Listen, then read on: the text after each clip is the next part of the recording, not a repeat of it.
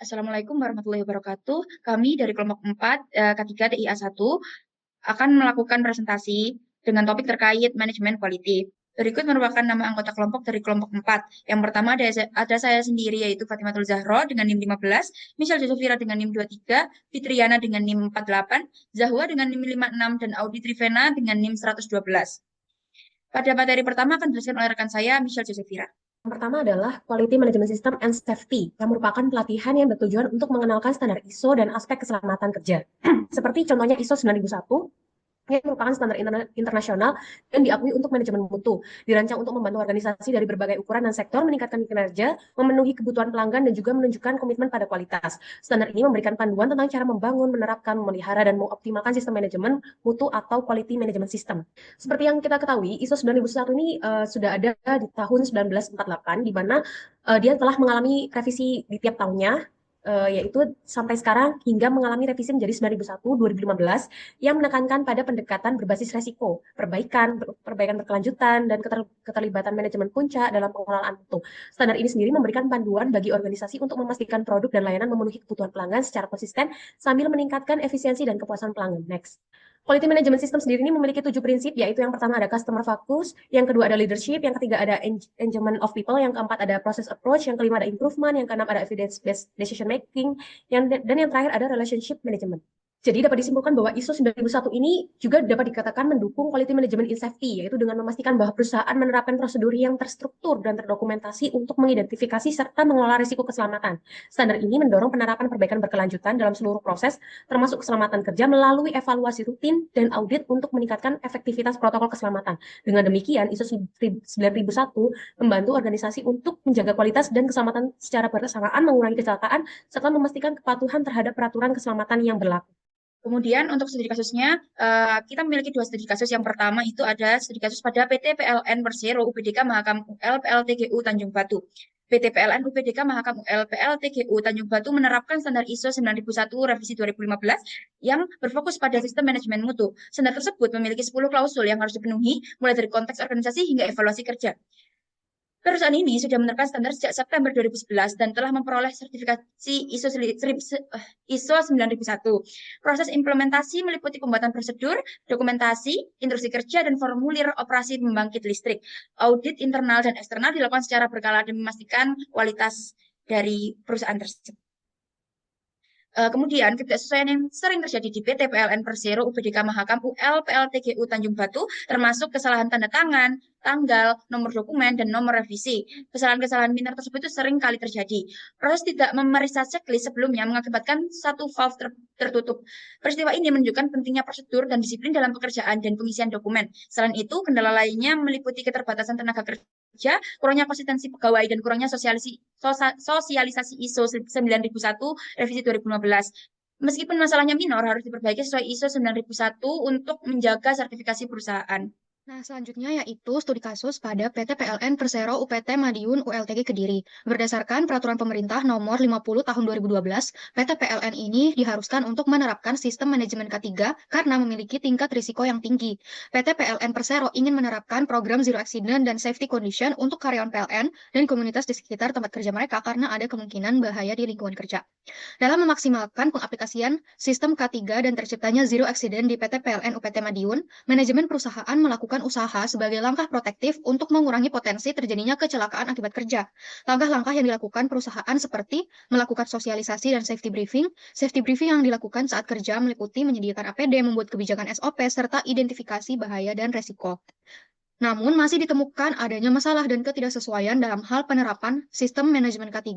Beberapa masalah tersebut diantaranya, terdapat pegawai yang terlambat sehingga tidak mengikuti safety briefing, pengawas K3 tidak melakukan tugasnya dengan benar, masih ada pekerja yang tidak patuh terhadap K3, dan tidak memakai APD saat melakukan pekerjaan. PT PLN Persero UPT Madiun ULTG Kediri menggunakan standar ISO 45001-2018 untuk menerapkan sistem manajemen K3. Berbagai prosedur kegiatan telah diatur dalam ISO dan terintegrasi dengan sistem manajemen K3 perusahaan. Namun, manajemen tidak menggunakan, contohnya alat-alat keselamatan dan kesehatan kerja memiliki harga yang cukup mahal. Selain itu, adanya biaya pelatihan seperti pelatihan bencana, gempa bumi, pelatihan jika ada kebakaran, pelatihan jika terjadi demo di wilayah kantor dan lingkungan kerja, turut menjadi penyebab mahalnya biaya yang dikeluarkan untuk melaksanakan penerapan sistem manajemen K3. Selanjutnya adalah penerapan yang dapat diterapkan untuk mematuhi regulasi quality management safety di berbagai sektor industri. Next. Di sini, penerapan di berbagai sektor industri di Indonesia diatur berdasarkan regulasi sistem manajemen keselamatan dan kesehatan kerja atau K3 dalam Peraturan Pemerintah Republik Indonesia Nomor 50 Tahun 2012 tentang penerapan sistem manajemen keselamatan dan kesehatan kerja, serta Peraturan Menteri Tenaga Kerja Nomor 26 Tahun 2014 tentang penyelenggaraan penilaian penerapan sistem manajemen K3. Di sini, kami memberikan contoh 5 penerapan di sektor yang berbeda. Pertama, di sektor industri, CMS diterapkan untuk menciptakan lingkungan kerja yang aman melalui identifikasi risiko, penyusunan prosedur, pelatihan karyawan dengan patokan ISO 45001 tentang penerapan K3 dan ISO 9001. Selanjutnya, di sektor manufaktur, penerapan quality management dapat dilakukan dengan membentuk manajemen kualitas yang aman dengan mengontrol produksi, guna meminimumkan variasi, salah satunya memakai pendekatan total quality management in safety dan Lean Six Sigma. Selanjutnya pada sektor kesehatan, hal ini diterapkan dengan mengembangkan manajemen kualitas yang berfokus pada keamanan pasien dan kualitas layanan untuk memenuhi ISO 13485 untuk perangkat medis. Praktiknya nanti akan membantu untuk meningkatkan keamanan mulai dari pendaftaran pasien hingga pengobatannya. Next. Lalu di sektor teknologi informasi, penerapan regulasi quality management safety ini dilakukan dengan menjamin ketepatan waktu, mengurangi kesalahan, dan meningkatkan kepuasan klien dengan mengadopsi sistem Capability Maturity Model Integration atau CMMI yang membantu perusahaan dalam mengelola proses secara sistematis. Selanjutnya, di industri makanan dan minuman, pengaturan quality management safety dilakukan dengan menerapkan standar Hazard Analysis and Critical Control Points atau HACCP, diterapkan untuk menjamin keamanan produk makanan serta mencegah kontaminasi dan melakukan audit terhadap sistem produksi secara berkala. Selanjutnya akan dijelaskan oleh rekan saya, Audi. Adapun tantangan yang umumnya dihadapi para pekerja dalam menerapkan manajemen safety dalam K3, di antaranya yang pertama adalah biaya implementasi dan pemeliharaan. Jadi salah satu tantangan terbesar dalam penerapan regulasi ini adalah biaya implementasi. Bagi perusahaan kecil dan menengah seperti UKM, biaya awal dan operasional itu untuk memenuhi standar regulasi seperti ISO 9001 bisa sangat tinggi. Hal ini disebabkan oleh kebutuhan akan pelatihan karyawan dan perangkat teknologi yang diperlukan dalam manajemen kualitas. Selanjutnya ada kompleksitas dan adaptasi regulasi. Perbedaan kebutuhan regulasi di sektor misalkan tantangan lain, misalnya sektor manufaktur dan kesehatan yang menerapkan standar kualitas yang sangat berbeda terkait peraturan yang ada. Jadi regulasi itu perlu disesuaikan secara berkala, terutama karena regulasi seringkali berubah. Selanjutnya ada tantangan teknologi dan data. Pengumpulan, pengelolaan, dan analisis data memerlukan perangkat lunak yang kuat dan aman. Tantangan ini menjadi lebih kompleks, terutama di industri yang menangani data sensitif, seperti sektor kesehatan dan keuangan. Selanjutnya ada kesadaran tentang kualitas. Jadi kurangnya pemahaman pekerja tentang manfaat dan jangka panjang yang dirasakan oleh manajemen kualitas seringkali menjadi penyebab utama regulasi itu tidak dijalankan dengan optimal. Selanjutnya ada budaya perusahaan dan keterlibatan karyawan.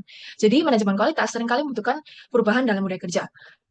Tetapi beberapa karyawan mungkin merasa terbebani dengan prosedur yang lebih ketat. Oleh karena itu, keterlibatan karyawan menjadi sangat penting agar regulasi itu dapat diterapkan secara efektif.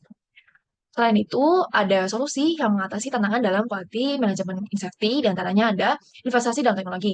Jadi penggunaan teknologi seperti IoT, data, jadi mungkin perusahaan itu untuk memantau kualitas secara real time. Jadi dengan demikian tuh, meskipun biaya awalnya cukup tinggi, tapi perusahaan itu dapat memiliki efisiensi yang lebih tinggi dalam jangka panjang. Selanjutnya ada pelatihan dan edukasi karyawan. Di pelatihan berbasis peran atau role karya ini yang mendalam dapat memberikan pemahaman yang baik kepada seluruh pekerja mengenai manfaat dan prosedur manajemen kualitas. Selanjutnya ada budaya kualitas positif, misalnya memberikan apresiasi atau insentif bagi karyawan yang berkontribusi dalam peningkatan kualitas. Jadi dengan begitu pekerja itu dapat memberikan keterlibatan dan motivasi. Dan untuk memberikan staf dan pekerja upaya menjaga standar mutu yang tinggi. Selanjutnya ada kolaborasi dengan lembaga sertifikasi. Jadi kolaborasi dengan lembaga sertifikasi dan pemerintah dapat membantu perusahaan dalam menyelesaikan regulasi sesuai sektor industri masing-masing. Contohnya adalah kolaborasi dengan sertifikasi yang menyediakan ISO 9001 yang sertifikasinya terbukti mengadakan kinerja finansial dan investment performance. Selanjutnya yang terakhir ada menggalakkan pengawasan dalam penegakan regulasi. Jadi pemerintah itu selaku pengendali regulasi juga berperan sebagai trendsetter standarisasi quality management safety. Salah satunya dengan menegakkan regulasi, pengawasan, dan penilaian penerapan SMK 3 atau audit SMK 3. Jadi pengawasan itu memberikan output yang cukup baik pada peningkatan quality management safety jika dilaksanakan secara berkala dengan auditor yang memiliki integritas tinggi secara insidental untuk menghindari manipulasi perusahaan. Sekian presentasi dari kelompok 4. Bila ada kesalahan kata, mohon dimaafkan. Terima kasih.